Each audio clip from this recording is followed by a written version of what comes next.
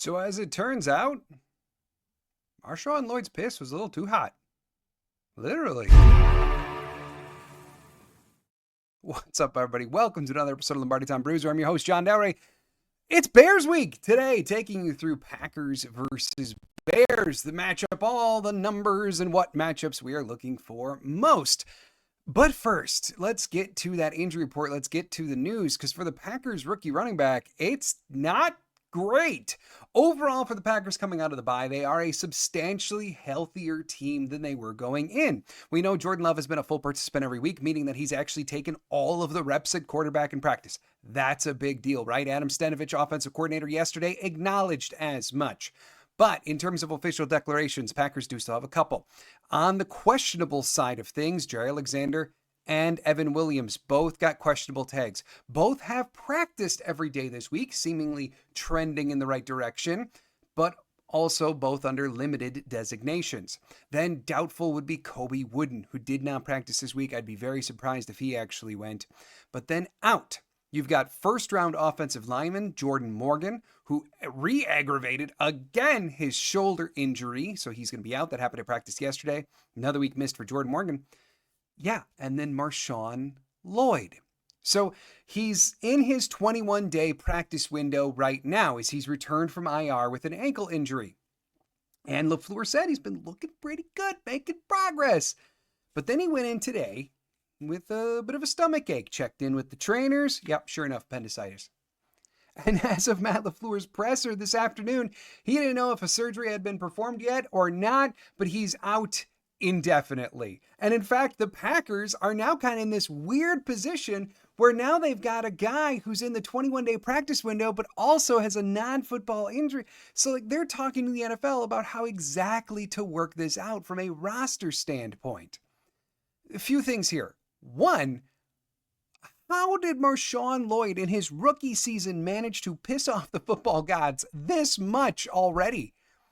I mean, to go from like ankle injury, hamstring injury, and now the dude finally gets back and this happens.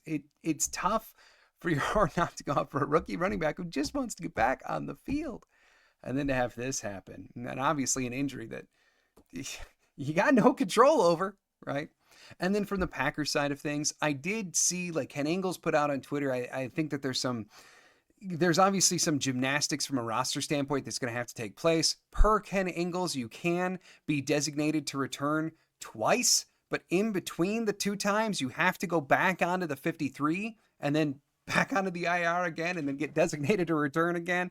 So I think we're going to have to see some roster gymnastics here. Regardless, Lloyd's not going to be back. He's probably not going to be back anytime soon. Looking at the Bears side of things on their injury front, they have two players that are out. One would be starting guard Tevin Jenkins. He's out for them, as well as Kieran Amagaji, their rookie offensive tackle. Kind of been used as more as a backup tackle as of recent. He's out. Also out, now officially shifted to IR. That was a new development this week. Jaquan Brisker, their starting safety, he's officially out for several weeks now on IR with a concussion. And then questionable, Tarvarius Moore, the former Packer safety, he's questionable. And Montez Sweat, by far their best edge rusher. He was a full participant today. The Bears side of media things seems to have absolutely no issue with saying he's going to play. Looks as though, even though he's questionable, looks like he's going to go. So let's explore who are these Chicago Bears. Well, they're 4-5. They've ratcheted up losses against the Patriots, Cardinals, Commanders, Colts, and Texans. Meanwhile, they've got wins against the Titans, Rams, Panthers, and Jags. And if you're sitting there thinking like, it's not the toughest schedule in the world. It's because it's not. The Bears' second half season schedule gets way tougher than what they just experienced in the first half when they went 4-5. Notably, though, they did start the season 4-2. They are losers of 3 straight. We're going to explore a whole bunch more about just how bad it's gotten in just a little bit.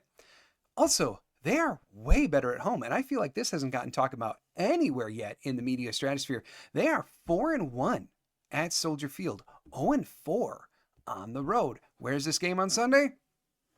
Soldier Field. Let's take a look at who these Bears are. So, You got quarterback rookie Caleb Williams, running back DeAndre Swift, now backed up by Roschon Johnson. Keep in mind, they did trade away Khalil Herbert at the deadline. Then for wide receivers, you've got DJ Moore, Keenan Allen, and Rome Odunze, followed with tight end Cole Kmet. And if you're wondering, like, are they like the Packers? Because they've got Gerald Everett, they've got the young receiver Tyler Scott. Are they a team that spreads the ball? No. DeAndre Swift gets the vast majority of the carries, especially with Herbert gone. The wide receivers, there's basically only 3 of them that get the ball ever. And it's Moore, Allen, and Odunze. And then at tight end, Cole Kmet, the only one who really gets the ball ever. If you're looking for who's going to touch the ball in the Bears offense, it's just these 6 dudes. That's it. They do not go any farther than the down the depth chart, farther than that, really, like, ever. In fact, in terms of catching the ball, no one has 100 yards receiving besides these, like, 4 main pass catchers. In terms of running the ball, Roschon Johnson's got barely over 100 yards rushing. And that DeAndre Swift, Caleb Williams, they got all the rushing yards. So if you're wondering who's going to touch the ball, it's them and only them. The offensive line, Braxton Jones, he's returning this week. The Bears do have their starting tackles back this week, which is not the case last week. So Darnell Wright, Braxton Jones, they're both back. Then they've got Matt Pryor. Coleman Shelton is having a really nice year at center. And then with Tevin Jenkins out, Ryan Bates going to be getting another start at the guard position. As for this 4-3 defense, sure, Gervin Dexter having a very nice year rushing the passer at defensive tackle there. And then your linebackers, which is a much better group than it was a couple years ago, still leaves a little something to be desired in run defense. And then the secondary, like Brisker is a big loss onto that secondary, but overall, this secondary is still doing work. Jalen Johnson looking good as he ever has. We're going to go over the numbers in just a little bit, but he's looking terrific. Tyreek Stevenson, Kyler Gordon, a very good trio of corners, better than most trios of corners that the Packers have gone against this year. And Byard, while he's not making plays like he used to in Tennessee, he's still solid. Missing tackles at only about a 3% clip. He's one of their better run defenders for sure. So, I mean, he's still doing great stuff. I almost relate him now to, like, he's in the Adrian Amos phase of his career that Packer fans would know well. Of, like, he's not going to make a lot of plays, but he's also not going to screw up anything for you either. So, in terms of where the Bears rank defensively, now this is just over the last 3 weeks, getting an update on their trend. The Bears happen to be 0-3 over these last 3 weeks, but defensively they haven't been bad. In terms of run defense, yeah, okay, that part's been bad. They are giving up 175 yards per game on the ground, 30th in the NFL. In terms of how often they're getting run on, 5th most in the NFL. Pass defense, they're giving up 211 yards through the air every game. That's 15th in the NFL over the 3-week stretch. That's the 6th fewest attempts against them as well. Think about the math there. 6th fewest pass attempts, yet 15th most yards given up. That means there's yards to be had there through the air. Offensively, it is ugly for the Bears over the last 3 weeks. Running the ball, 112.7 yards per game on the ground, 19th in the NFL, 21st in attempts. Passing, 117.3 yards per game through the air. That is 32nd in the NFL, dead last. And not just kinda. That is dead last over that 3-week span by 30 yards. And yet, they are passing the ball the 17th most in the NFL. Again, the math, it's bad for the Bears. Looking at some other trends, though, like let's look at points per game defensively. Flipping back over to the defensive side of the ball, they're giving up 18.6 points per game on the season, good for 7th best in the NFL. The high against them was the Cardinals a couple weeks ago. The Cardinals put up 29 against them. Other than that, no other game have they given up more than 21. Impressive stuff from the defense. And speaking of impressive, their red zone defense is real friggin' good. They give up touchdowns on only 37% of their opposition's red zone opportunities. Over the last 3, that sinks to 27%. Both of those numbers, by far, the best in the NFL. The Packers, still not a great red zone team offensively. Still a ton of penalties in the red zone for Green Bay. So this is one matchup to look at really closely in this game. How does Green Bay do in the red zone? Which trend? If both trends continue, Green Bay's screwed in the red zone. If one can reverse, they might be okay. Then in terms of offensively, where they're looking at points per game, 19.4 points per game, good for 24th in the NFL. However, they're averaging 9 over their last 3, which is lowest in the NFL by a full touchdown. And then red zone rank, again, good. 61.9% of their drives into the red zone have resulted in touchdowns. That's 8th best in the NFL. However, over their last 3, it drops down to 25%. Again, worst in the NFL. If you haven't noticed the trend, the last 3 games for the Bears on offense have been horrific, which is why they got rid of offensive coordinator Shane Waldron. More on that in a second. Turnover margin, they're actually doing better than Green Bay at this point now. They're a positive 0.9 per game. Penalties, they're 15th in the NFL at 60.2 per game. Sacks given up, it ain't good. 4.1 sacks given up per game, 31st in the NFL. And then sacks gotten 2.7 per game. That's 11th in the NFL. So let's look at these matchups. How do you stop the Bears offense? And honestly, like the Packers, the Bears might stop themselves offensively. Just a few weeks ago, the Bears looked like a young, positive team on the rise. Caleb Williams looked like he was figuring out. He had a 4-touchdown game, like everything was beginning to trend correctly. DeAndre Swift had a big game a couple weeks ago, rushing over 120 yards. Like things were looking good. But then they came back from London, and it changed. Here's an excerpt by Dan Wiederer of the Chicago Tribune detailing why they made their offensive coordinator change. Check this out. It was only 5 Sundays ago that Williams walked into a jam-packed news conference at Tottenham Hotspur Stadium with an adrenaline rush and a surge in pride. On that afternoon, the quarterback completed 23 of 29 passes for 226 yards and 4 touchdowns. His worst error of the day was a poorly thrown interception on a play-action deep shot to Moore in the second quarter. But the rookie responded by guiding 4 consecutive touchdown drives in a 35-16 win. Confidence matters. Flow matters. Whomever that quarterback was, that fearless, energized, locked-in playmaker, he has been sorely missed during this 3-game losing streak. During this skid, Williams' funk has been undeniable. He has had a 50% completion percentage with a 64.7 passer rating, sacked 18 times, 0 touchdown passes. The Bears' offense has gone 23 possessions since its last touchdown and managed only 2 end zone trips in 34 drives since returning from London. So, that's the numeric breakdown of it, but the Bears' offense has been bad back in the United States. But they did add a very interesting twist this week in terms of Green Bay's preparation. They fired offensive coordinator Shane Waldron and promoted Thomas Brown. Now, that may be a name that you recognize because he was the offensive coordinator for the Carolina Panthers last year. But there's some important details, some context around that, because you really can't just look at the Panthers' whole offensive numbers last year. It doesn't give a good picture because Thomas Brown was not the play caller for Carolina all of last year. He was only the play caller after head coach Frank Reich got fired, and Brown was retained and took over the play calling duties. So there's some differences in numbers here if you're listening to others or looking at the full season numbers. So once he took over in Carolina, he basically had a very similar situation. The Panthers were really struggling offensively. He had a rookie QB who was struggling. And then he began to run the ball a ton. According to Sports Illustrated, when he took over play calling, he called 32, 34, 39, and 36 rush attempts in his first 4 games.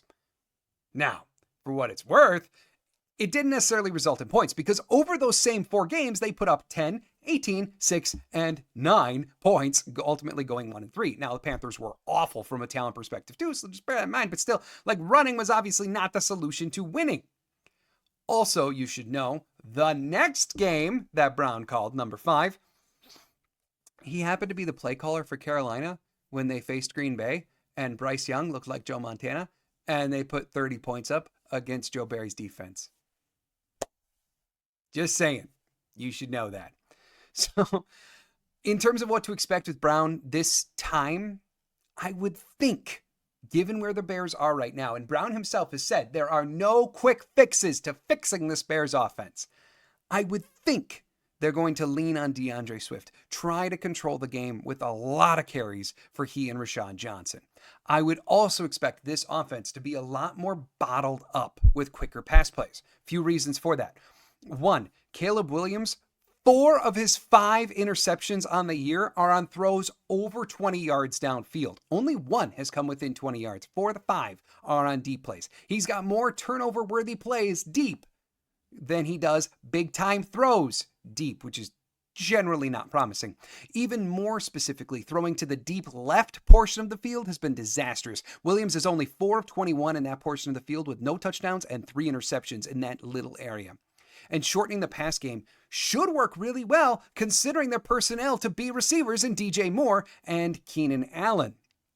But the other thing that I would think Thomas Brown is going to call for is just in general, maybe more Mercedes Lewis, maybe just more protection packages for Caleb Williams. Because he's had highlights, right? But he also hasn't exactly been accurate. He also definitely hasn't gotten the ball out quickly. In terms of ball placement, Football Insights finds him to be in the bottom 5 of all quarterbacks. Then, on a different data tracking site, PFF puts him as the 5th slowest thrower of the football at 3.03 seconds per dropback. Only 143 of his 354 dropbacks have gotten the ball out quicker than 2.5 seconds, putting him in the bottom third in the NFL. Now, you may be thinking, hey, John, I went and looked up that list. Some of the guys who are at that same amount percentage, some of the guys who are around 3 seconds, they're some of the best QBs in the NFL. So that's not a bad thing on its own. And you're right. But it is a problem when you have a bad offensive line and you have a reputation of holding onto the ball way too freaking long, which, for the Bears, both of those are true. They're not necessarily true for the other quarterbacks in that collection. Caleb Williams currently has a 29.5% pressure to sack ratio. That is worst in the NFL. He's been sacked 38 times, most in the NFL. Meanwhile, his blockers, offensive line, and position players included, have only been credited with 25 combined sacks by PFF. Do the math. You know, a couple of those sacks are probably from just completely unblocked guys. A couple of them, though, it also means they weren't comfortable giving credit to the sack as the offensive lineman because Caleb Williams did something stupid to get the sack himself. And it's been a trend for Caleb Williams, so you can see how the math be mathin'. The man hangs on to the ball forever, and it costs the Bears problems. So if I'm a brand new offensive coordinator looking at this roster, knowing what I did with the Panthers before, I'm going to say, we're going to run the ball a bunch, we're going to roll out protection packages, and by the way, when you do throw, you are going to get that thing out to your very talented wide receivers who don't get the ball enough. That's how I'd call the game. But I think you could say a couple things here too. If Caleb Williams looks like just more of the same, if Thomas Brown calls this game to be more of the same, and they don't radically revolutionize their offense this week, because it has only been a few days, then Green Bay's pass rush has to function. We've been talking about the pass rush, how it just hasn't been working. Rashawn Gary, Kenny Clark, Luke Svennis, all been disappointments from a pass rush perspective. If you can't get it done against the team with a rookie quarterback who hangs onto the ball and has given up more sacks than anybody else, then I think there has to be a real conversation about this. It's just not going to work this year. Or we're going to have to get so radical in the stunts and in the blitz packages. Like, if you can't get it done this week, then I think we got to say, all right, rushing with 4 men is out the window, and we need to rebuild this position this offseason. So be on the lookout for that from Green Bay. As for how to attack this Bears defense, honestly, the Bears on the whole, they're probably a better unit than their reputation might give off. They've certainly given up quite a few yards. I detailed that earlier, especially in the last 3 weeks, but they're really, really good in the red zone, and they seemingly get the plays, including the turnovers, when they need to. Also important to note, the loss of Brisker, it has hurt a lot. And I believe that correlation of them being worse in the last 3 weeks, which happens to coincide with some of the time that he's missed, yeah, there's some trend and some causation there. There are a few really, really clear things when looking at the Bears defense. One, their corners are still awfully good. Jalen Johnson continues to be shut down. Kyler Gordon in the slot has been pretty good. Tyreek Stevenson, outside of a Hail Mary in Washington, has been overall pretty solid. Like collectively, they've given up QB ratings of 46.8, 89.9, and 97.6.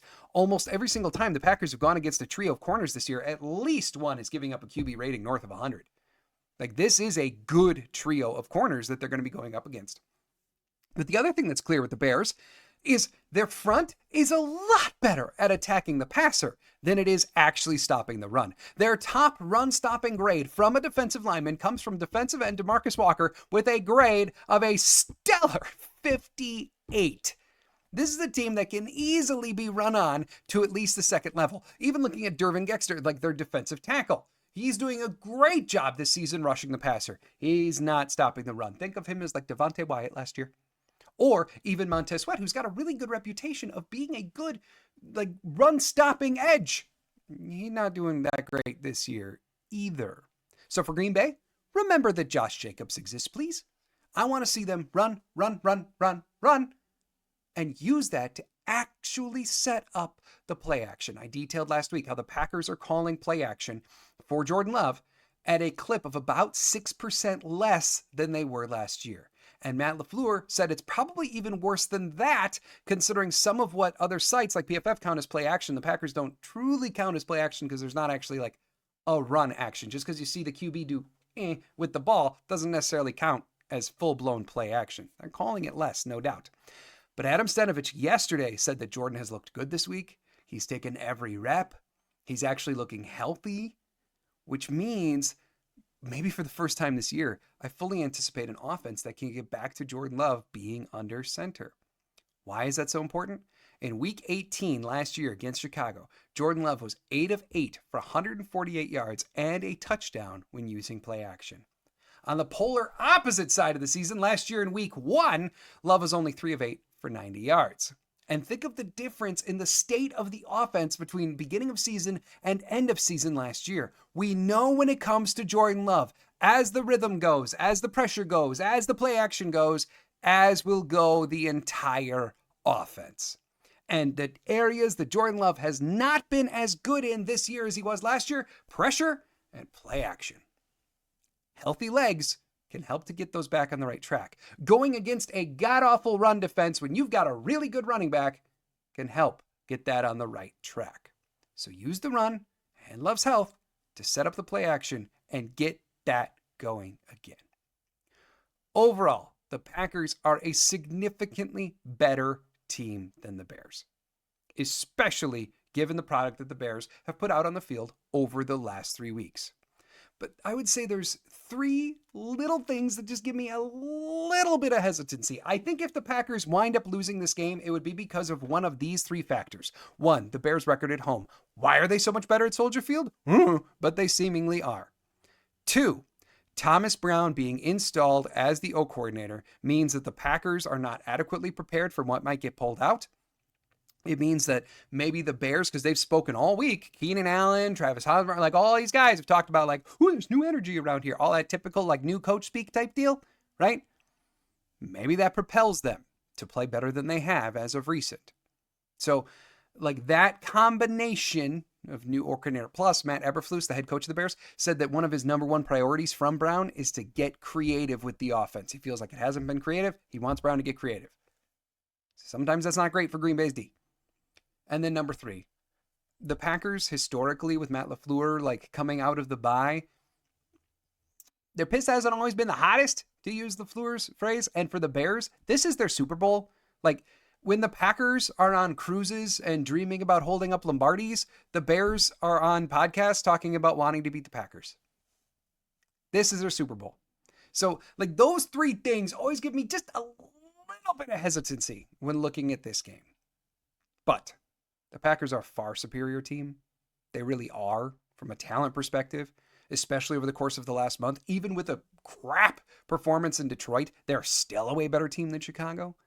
So this should be a game for Green Bay. Hopefully, Evan Williams can play. Hopefully, Jair can play. And hopefully, Jordan Love is actually healthy. So let's give the Packers a big win in Chicago. We'll go for the offensive score 32 But then I do think the Bears at least get like 1 or 2 touchdowns for the new offensive coordinator. They at least break that streak. So let's go 32-17. Packers get back on the right track before a big showdown with Niners the next week. All right, everybody, thank you so much for joining. Join me on Sunday. Claudia and I'll be here for a watch party for Packers versus Bears. Have a great weekend, everybody. And as always, go Pack Go.